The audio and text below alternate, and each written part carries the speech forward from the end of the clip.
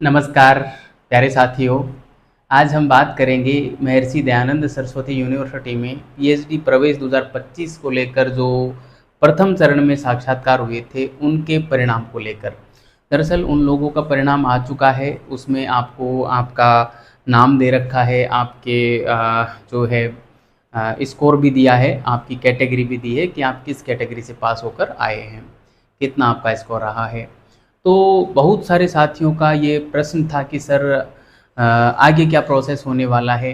तो प्यारे साथियों, वैसे तो मैंने सभी को जवाब दिया, लेकिन मैंने सोचा एक वीडियो बना दिया जाए। जैसा कि मैंने पिछले वीडियो में यानी कल वाले वीडियो में कहा था कि कल एक वीडियो बनाऊंगा, तो फिर उसी विषय पे मैं आज यहाँ पे उपस्थित हुआ हूँ।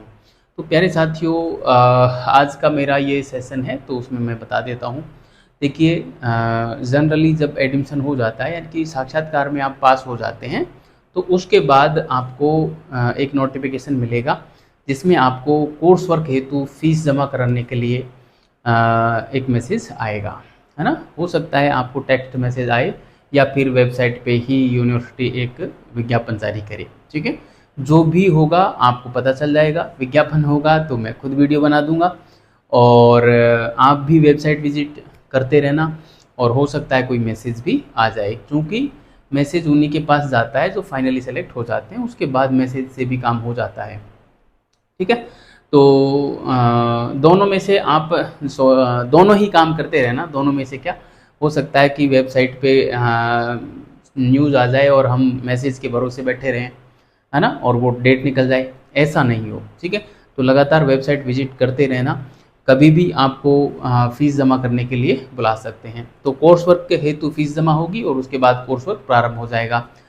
अब ये भी हो सकता है कि कोर्स वर्क के साथ में ही आपको एक गाइड मिल जाए और उस गाइड के निर्देशन में आपका कोर्स वर्क चलता रहे। वैसे कोर्स वर्क सामान्यतः सभी स्टूडेंटों का एक साथ होता है, एक सब्जेक्ट वालों का, ठीक है, चाहे उनका टॉपिक कुछ भी रहा हो, है ना। और उसके कोर्स वर्क हो जाने के बाद जब आरआरसी होती है और आरएसी होती है, उसमें आपको गाइड और टॉपिक अलॉट किए जाते हैं।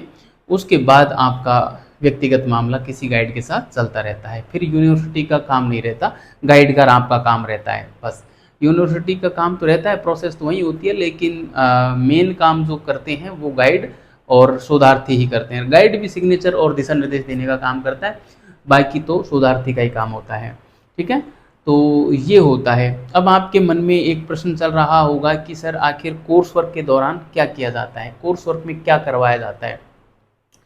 तो प्यारे साथियों, कोर्स वर्क का वैसे तो एक पाठ्यक्रम होता है और उस पाठ्यक्रम के अनुसार ही आगे बढ़ा जाता है। आपकी कोर्स वर्क में 3 एग्ज़ामें लगेंगी, तीनों एग्ज़ामों को आपको पास करना पड़ेगा। उसके बाद ही आप जो है पीएचडी में एडमिशन के लिए योग्य हो पाएंगे। अभी ये ध्यान रखना, पीएचडी में एडमिशन नहीं हुआ है आप लोगों का, ना। जो लोग पास हो गए ना, वो उन लोगों का भी एडमिशन नहीं हुआ है। अभी आप केवल प्री पीएचडी के लिए क्वालिफाई हुए हैं, यानी कि कोर्स वर्क के लिए क्वालिफाई हुए हैं।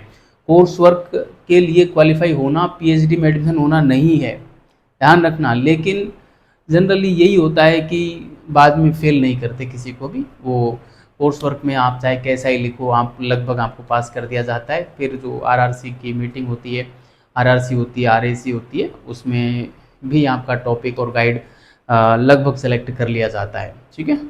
कभी कभार स्टूडेंट का व्यवहार यदि खराब रहा है, बहुत ज़्यादा दादागिरी की है, कॉलेज यूनिवर्सिटी नहीं गया है, तो फिर उसको फेल कर दिया जाता है। उसको फिर से कोर्स वर्क की एग्ज़ाम देनी पड़ती है, पास होना पड़ता है, तब जाके आपको जो है पीएचडी में एडमिशन मिलता है। तो वैसे समस्याएं आती हैं, लेकिन जनरली नहीं आती, है ना। आप लोगों का व्यवहार अच्छा है तो आपके साथ में कोई समस्या नहीं होती इस प्रकार की, ठीक है, फेल होने जैसी। कोर्स वर्क में क्या पढ़ाया जाता है, तो कोर्स वर्क में सबसे पहले तो यही पढ़ाया जाता है कि शोध क्या होता है, शोध कैसे किया जाता है, ठीक है। नैतिकता प्रकाशन क्या होता है, प्लेगरिज्म क्या होता है ना, यानी कि साहित्यिक चोरी क्या होता है। और नैतिकता प्रकाशन का मतलब होता है कि आप कितनी नैतिकता बरत रहे हैं ना, आपके शोध के प्रति कितने समर्पित हैं, कैसे शोध कर रहे हैं, आप चोरी तो नहीं कर रहे हैं, कहीं इधर उधर से कंटेंट उठाया और चपेक दिया, इस प्रकार का तो वहाँ काम आप नहीं कर रहे हैं, है ना। और अनुसंधान में कंप्यूटर का कैसे प्रयोग किया जाएगा, ये भी आपका पाठ्यक्रम का हिस्सा रहेगा। 1/3 हिस्सा तो ये कंप्यूटर वाला रहेगा। कंप्यूटर का एक पूरा पेपर भी आपका लगेगा, डिस्क्रिप्टिव, ठीक है। तो इस प्रकार से कोर्स वर्क होता है 6 महीने का, जनरली 6 महीने का होता है, लेकिन समय लग जाता है कई बार खींच खांच के, और साल भर की प्रक्रिया हो जाती है। 6 महीने का कोर्स वर्क, फिर एग्ज़ाम का होना, उसका टाइम टेबल आना, फिर एग्ज़ाम होना, फिर एग्ज़ाम के बाद उसका रिजल्ट आना, और साल 1.5 साल की प्रक्रिया इसमें गुजर जाती है। ठीक है, तो इस प्रकार का मामला इसमें रहता है। तो ये था प्यारे साथियों, आगे की प्रक्रिया क्या होगी वो मैंने आपको बताया। देखो फिर बता देता हूँ, जिन लोगों का एक साक्षात्कार हो चुका है, जिनका रिजल्ट आ चुका है, उनको कोर्स वर्क हेतु फीस जमा करानी पड़ेगी। वो अभी यूनिवर्सिटी ने कोई नोटिफिकेशन ऐसा दिया नहीं है, वो जल्द देने वाली है। ठीक है, वो नोटिफिकेशन आते ही आपको कोर्स वर्क की फ़ीस जमा करानी है। जिस दिन कोर्स वर्क की फ़ीस जमा कराओगे उसी दिन से आपका कोर्स वर्क प्रारंभ माना जाएगा। ठीक, उसके 6 महीने बाद आपकी एग्ज़ाम होगी कोर्स वर्क की, और कोर्स वर्क में जैसे ही आप पास हो जाते हैं, फिर आरआरसी और आरएसी की मीटिंगें होगी, जिसमें आपके आरआरसी का मतलब होता है रिसर्च रजिस्ट्रेशन कमेटी, यानी कि आपके शोध पंजीकरण समिति के नाम से एक कमेटी बैठती है, और वो कमेटी ही आपके शोध को पंजीकृत करती है। यानी कि आपका जो टॉपिक है ना, उसको सेलेक्ट करने का काम वो समिति करती है। और जैसे वो समिति शोध पंजीकरण पे, यानी कि आपकी जो सिनॉप्सिस है उसको वहाँ पे एक्सेप्ट करती है ना। कुछ लोग रिसर्च प्रपोजल को ही सिनॉप्सिस बोल रहे हैं। अभी आप जो लेके जा रहे हैं ना साक्षात्कार देने के लिए, वो सिनॉप्सिस नहीं है, रिसर्च प्रपोजल है।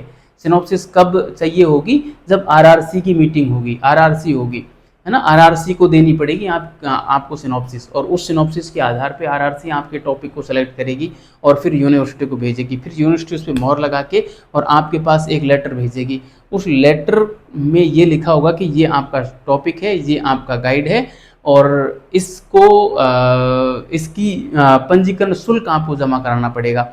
जो पंजीकरण शुल्क के रूप में शायद आपको 5-6 हज़ार रुपये 6,000 रुपये का शुल्क है, वो आपको जमा कराना पड़ेगा। उस दिन आपका एडमिशन माना जाएगा पीएचडी में, जिस दिन आप वो 6,000 रुपये का शुल्क जमा कराएंगे। ठीक है, और उसके बाद आपका वास्तविक रिसर्च प्रारंभ होगा। फिर आप रिसर्च करने मैदान में उतरेंगे, जैसा आपका क्षेत्र रहेगा उसके अनुसार आप शोध करेंगे। गाइड का निर्देशन मिलता रहेगा, आप अपने हिसाब से काम करते रहेंगे। जैसे ही आपको लगेगा शोध पूरा हो गया, आपकी थीसिस जमा करा देंगे आप, और इस प्रकार से आपकी पीएचडी होगी। ठीक है, तो चलिए, ये एक बेसिक सा परिचय था। परिचय तो खैर क्या, कि आपको आगे क्या करना है वो मैंने बताया। जहाँ जहाँ आपको समस्या आए वहाँ वहाँ आप मेरे को मैसेज करते रहना, मैं आपको जवाब देता रहूँगा, यूट्यूब के माध्यम से या व्हाट्सएप के माध्यम से, या यूट्यूब में जो कमेंट बॉक्स है उसके माध्यम से। ठीक है, या फिर कॉल के माध्यम से, जहाँ भी आपको उचित लगे वहाँ मेरे को मैसेज कर सकते हैं। आपकी हर प्रकार की समस्या शोध से संबंधित उसका समाधान मैं करूँगा। धन्यवाद।